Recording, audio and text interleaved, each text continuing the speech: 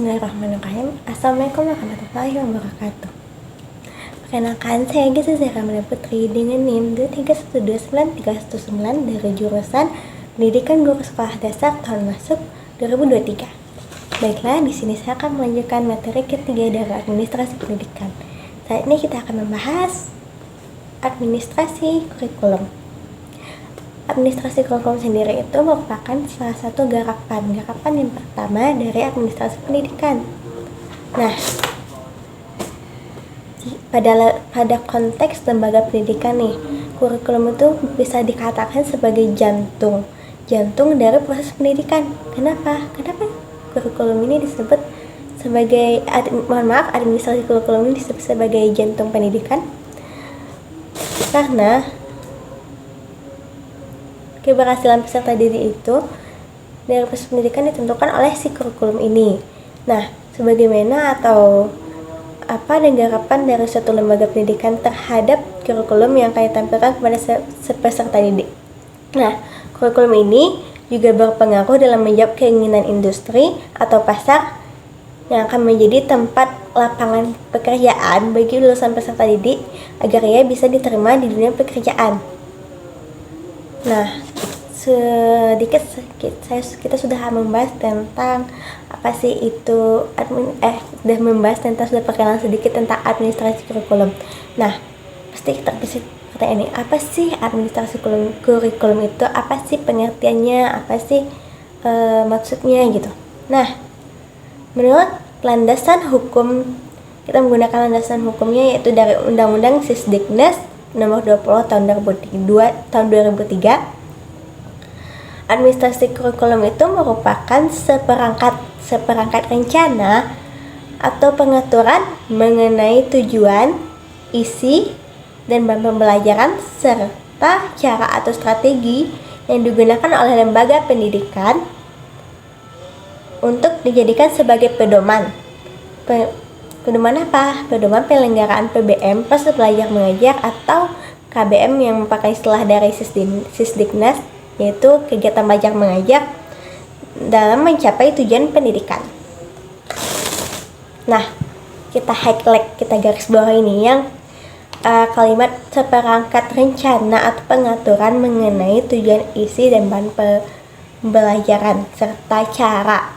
Nah, dari yang kita highlight ini, intinya ini bukan diisi kurikulumnya, tapi lebih kepada seperangkat atau rencana, lebih kepada seperangkat rencana dan pengaturan, atau lebih kepada how to bagaimana si lembaga pendidikan tersebut, yaitu berupa sekolah, univ, mempunyai rencana yang didesain sedemikian rupa yang diatur mulai dari isi, tujuan, hingga strategi dengan cara yang digunakan dan berakhirnya atau hasil akhirnya akan dibawa ke setiap proses kegiatan belajar mengajar di kelas. Nah, kita tarik lagi nih. Sebelumnya kita kan sudah membahas apa itu administrasi dan pendidikan serta apa itu administrasi pendidikan. Seperti dari pembahasan yang kita bahas sebelumnya, administrasi sendiri itu pengaturan atau rencana. Sedangkan administrasi kurikulum berarti itu pengaturan atau rencana kita dalam menyusun isi, tujuan, dan bahan pembelajaran yang ada di kurikulum tersebut.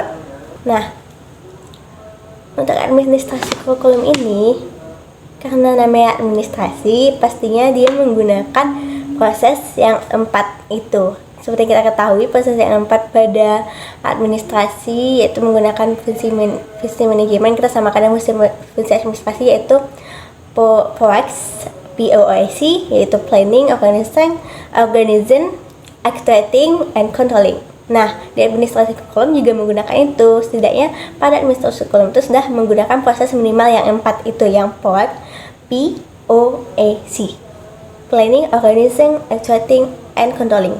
Nah, seperti kita ingat materi sebelumnya, yaitu planning ini yaitu perencanaan, lalu organizing ini yaitu pengorganisasian, lanjut ke actuating yaitu pelaksanaan, dan terakhir controlling atau pengontrolan atau evaluasi. Nah, selanjutnya kita akan masuk ke komponen kurikulum. apa sih komponen kurikulum itu? Komponen kurikulum sendiri ada 5. Yang pertama, jelas kurikulumnya. Yang kedua, adanya tujuan. Yang ketiga, isi atau konten. Yang keempat, metode yang digunakan. Dan yang kelima, evaluasi. Nah, kan ada 5 komponen. Bayangkan ada 5 masalah di 5 komponen. 5 masalah ini diselesaikan dengan 5 komponen ini. Nah, misalnya dalam suatu lembaga, suatu pendidikan mempunyai 5 komponen ini dalam kurikulumnya, pastinya tujuan atau masalah dari lembaga pendidikan, yang pertama, masalah dari lembaga pendidikan tersebut akan terselesaikan dan tujuan dari pendidikannya akan tercapai. Dan nanti akhirnya akan bermuara kepada kepada lulusannya yang bisa mendapatkan pekerjaan dengan begitu mudah tanpa adanya pengangguran yang lagi, karena kurikulumnya sendiri telah memuat 5 komponen yang dapat memenuhi keinginan pasar atau industri tempat lapangan pekerjaan mereka. Nah, tapi dulu, atau but bahasa Inggrisnya, tapi kenapa setelah banyak perubahan kurikulum, dan kita sudah merasakannya juga kan dari pertama ini yang saya rasakan dari awal saya sekolah, yaitu saya sudah merasakan KTSP, lanjut ke kurikulum 2013, lalu yang terakhir saya ini adalah kurikulum Merdeka atau Kurmer. Kenapa sih masalahnya tuh selalu sama? Padahal sudah berkali-kali kita mengganti kurikulum, tapi kenapa masalahnya selalu sama dan tidak pernah teratasi gitu. Nah, oleh karena itu akan kita bahas pada pembahasan selanjutnya. Selanjutnya itu, apakah setiap komponen ini jika dibedahi atau sesuai dengan keinginan industri dan menjawab setiap penyakit. Oh iya, misalnya bayangkan ada 5 penyakit dan 5 komponen. Nah, penyakit ini nih diatasi atau diobati dengan masing-masing komponen. Pastinya kelima penyakit tersebut akan sehatkan, dan tujuan dan bayangkan penyakit ini tuh permasalahan di pendidikan, dan pastinya permasalahan pendidikannya akan tercapai juga. Nah, yang jadi PR terbesar kita saat ini, gimana sih membedahi kelima komponen ini agar permasalahan dan tujuan pendidikan dapat tercapai. Nah, kebanyakan kan kurikulum sekarang ini tuh bahkan tidak sesuai dengan keinginan atau bentuk keinginan dari pasar atau industri lapangan pekerjaan. Nah, diharapkan ini juga PR kita bersama sebagai mahasiswa dari pendidikan dapat menyelesaikan pembenahan dari komponen ini agar dapat tercapainya tujuan pendidikan dan terselesaikan masalah pendidikan ini. Lanjut, kita akan membahas tentang fungsi untuk administrasi kurikulum ini kita samakan dengan fungsi administrasi atau fungsi manajemen. Yang pertama itu sudah saya bahas di awal itu POIC atau POIC. Yang baik kita bahas yang pertama itu planning. Nah, planning ini itu perencanaan kurikulum atas kaitan perencanaan kurikulum yang berkaitan mulai dari komponen kurikulum, tujuan, isi, metode yang digunakannya, dan lanjut ke evaluasi yang dimana masuk kepada komponen kurikulum tadi. Nah, planning ini nih menjabarkan garis atau istilahnya dahulu GPP, sekarang itu berupa garis yang menjadi analisis pembelajaran yang direncanakan sedemikian rupa. Nah, apakah kurikulum ini sudah layak atau belum dalam perbaikan atau pengembangan yang akan diteliti terus-menerus. Dalam bentuk prakteknya, planning itu berupa sekolah atau perguruan tinggi itu telah memiliki kalender akademik, lalu telah menyusun prota, program tahunan, promes, program semester, PSP, program satuan pembelajaran, dan lanjut ke rencana pengajaran. Nah, penyusunan ini dimulai bertahap-tahap dari prota, promes, PSP, lalu baru diimplementasikan ke rencana pembelajaran. Selanjutnya, nah, kita tentukan nih apakah ini sudah sesuai ekspektasi dan permasalahan terjadi terhadap peserta didik melalui data-data di lapangan lulusan sebelumnya. Selanjutnya kita masuk ke yang kedua, yaitu organizing atau pengorganisasian. Pengorganisasiannya yaitu yang berkaitan dengan kalender akademik yang telah disusun berdasarkan program kegiatan yang akan berlangsung selama satu tahun. Nah, siapa sih yang menyusun kegiatan ini? Itu berdasarkan dari hasil pengambil kebijakan sekolah atau universitas. Jika di sekolah dikenal dengan Kepsek, di universitas dikenal dengan rektor, bersama dengan dosen dan guru. Lalu disosialisasikan kepada guru atau dosen, mahasiswa atau siswa, orang tua, dan masyarakatnya, yang mana berarti pengorganisasi ini telah disetujui oleh semua orang, telah bersama-sama menyusunnya, dan diharapkan ini dapat menghasilkan kurikulum yang benar-benar menyelesaikan permasalahan pendidikan. Yang ketiga itu arsitektur pelaksanaan, itu proses pelaksanaan KBM di kelas yang dilakukan oleh dosen atau guru dalam atau untuk mengimplementasikan kurikulum yang telah disusun sedemikian rupa.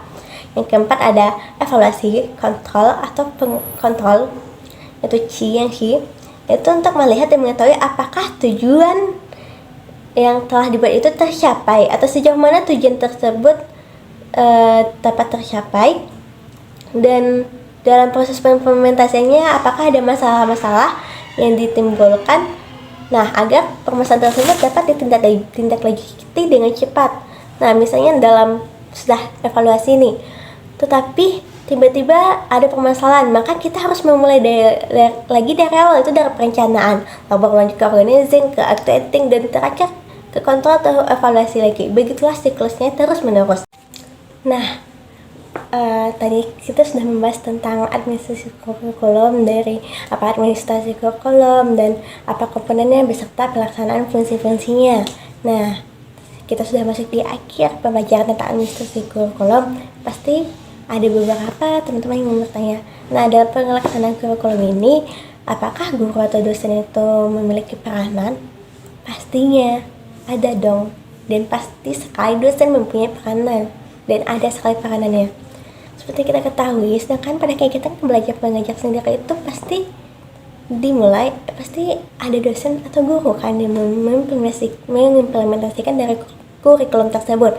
Nah, oleh karena itu guru atau dosen ini sangat penting peranannya bagi pelaksanaan administrasi kurikulum ini, karena seperti yang kita ketahui, dosen yang lebih mengetahui gimana sih tindak lanjut, gimana sih pengimplementasian prosesnya di lapangan, gimana sih masalah-masalah empiris yang terjadi di lapangan ini. Makanya dosen atau gurunya sangat berpengaruh sekali atau sangat berperan pada administrasi kurikulum ini dibandingkan dengan pimpinan yang menyusun kurikulum. Kan menyusun kurikulum ada pimpinan dari sekolah beserta guru-guru, tapi yang lebih mengetahui permasalahan di lapangan itu guru atau dosen. Nah, oleh karena itu diharapkan kita sebagai calon guru atau calon dosen dapat mengimplementasikan kurikulum ini dengan baik dan dapat mengevaluasi masalahnya, karena kebanyakan dalam pengkontrolan atau evaluasi ini yang jarang sekali dilakukan atau sering diabaikan, sehingga maka terulang kembalilah permasalahan kurikulum yang selalu sama karena kurangnya evaluasi. Oleh karena itu diharapkan para calon guru termasuk saya dan para calon guru atau dosen yang lainnya dapat membenahi permasalahan kurikulum ini dan dapat mengimplementasikannya dengan baik, dan jangan melupakan untuk evaluasi. Dan mungkin itu sekian materi dari saya. Sekian, terima kasih. Assalamualaikum warahmatullahi wabarakatuh.